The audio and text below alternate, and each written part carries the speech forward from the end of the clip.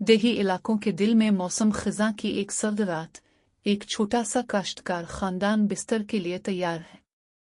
सिमतेज का आरामदेह farm stage सुनहरी मकई और खुशबूदार सेब के दरख्तों के खेतों में बसा हुआ था।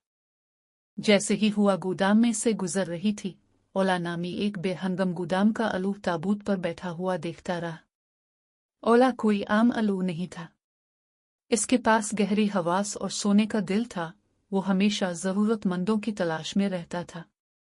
अंधेरे के अंदर बसने के साथ ही ओला ने गोदाम के सायेदार किनारों में एक मशकूक हरकत देखी। इसकी तेज निगाहों ने एक पुतली डरपोक लुमड़ी को देखा जो रात गए नाश्ते की उम्मीद में मुर्गियों के घर की तरफ बढ़ रही थी। ओला को इसकी शक्ल पसंद नहीं आई। मुर्गियां उसकी दोस्त थीं और समित का खानदान अंडों और रोजी रोटी के लिए उन पर इन्हिसार करता था। एक सरगोशी के तौर पर खामोश ओला राफ्टर से नीचे की तरफ लपका और हीन हाउस की तरफ तीर गया।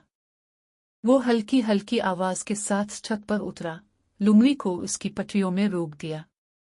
होशियार शिकारी ने झांक कर देखा, चांद की रोशनी में आंखें चमक रही थी, गैर मुतवक्के मेहमान का साइज बढ़ा रही थी। ओला ने अपने शानदार पंखों को वसी तक फैलाया, एक ऊंची आवाज में इंतबाही आवाज निकाली। लुमड़ी के कान घबराहट से मरोड़ रहे थे, लेकिन वो अभी हार मानने को तैयार नहीं थी। इसने आहिस्ता से गरजते हुए एक मुहतात कदम आगे बढ़ाया।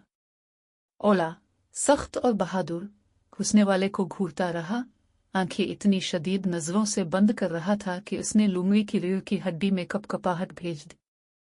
अपनी तमाम तर हिम्मत को समेटते हुए ओला ने पंखों वाली ताकत का एक शानदार मुजाहिरा जारी किया और नीचे झपट पड़ा, जिसकी वजह से लुमड़ी ने चौंक कर चीख मारी और अंडर बुश में जा गिरा।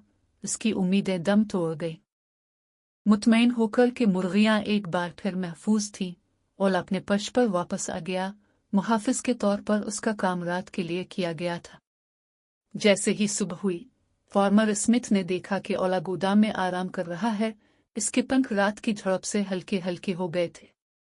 आपका शुक्रिया प्यारे दोस्त, उसने एहतराम से टोपी टप करते हुए कहा। इस दिन से आगे ओला को फार्म के सरपरस्त के तौर पर मनाया जाता था, जिसे समूहों ने प्यार किया था और मुर्गियों ने चांदनी आसमान के नीचे उनके चौकीदार के तौर पर उसकी कदर की थी।